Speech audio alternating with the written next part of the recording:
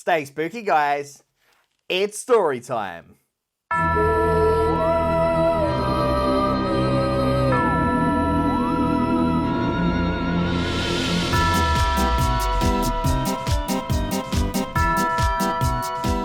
Hey YouTube, welcome to another episode of Spooky Dad.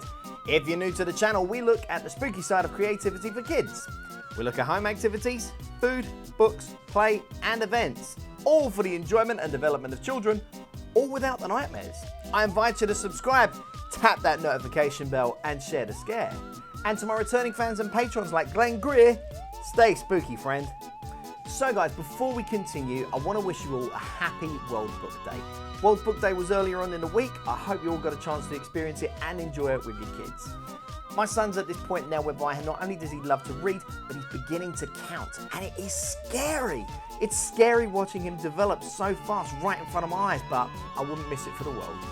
So we decided to go along and pick up a book that was relevant to his interests, as well as learning to count. So without any further delay, guys, we are going to jump straight into this book, and we're going to be looking at 10 Little Monsters. Part of the 10 Little series, this book features 10 lively characters who get up to all sorts of hijinks, with the numbers slowly going down to the last, only for them all to be reunited by the end of the story.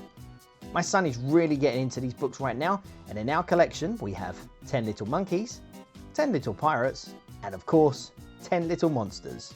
Written by Mike Brownlow, our monsters go off trick-or-treating, but as the numbers count down, they encounter all sorts of spooky goings on, reducing their group in size until there's only one left. But don't worry, they get back together just in time for the big Halloween party. The artwork by Simon Rickerty is beautiful.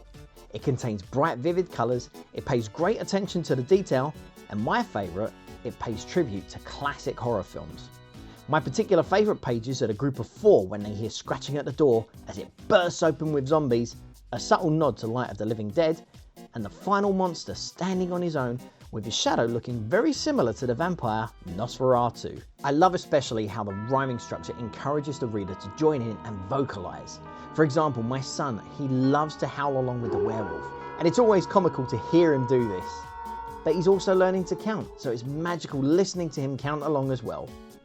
As my son is counting more and more, this series has certainly encouraged and contributed to his progression. So parents, if your toddler is beginning to show interest in numbers, I can't recommend this series enough. If monsters aren't their thing, that's okay.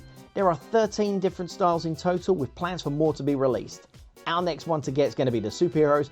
We can't wait. Well, that's the end of this episode, guys. Drop a comment on my Instagram or Facebook page. Let me know if you read this book to your children and tell me what they think of it. And don't forget, as always, if you want to see these videos earlier than YouTube broadcasting, become a patron. I'll leave a link in the description down below and you can reap all the benefits of membership. If YouTube's more your thing, however, I understand, but all I will ask in return is that you hit subscribe, tap that notification bell and share the scare. So, until next time guys, stay spooky.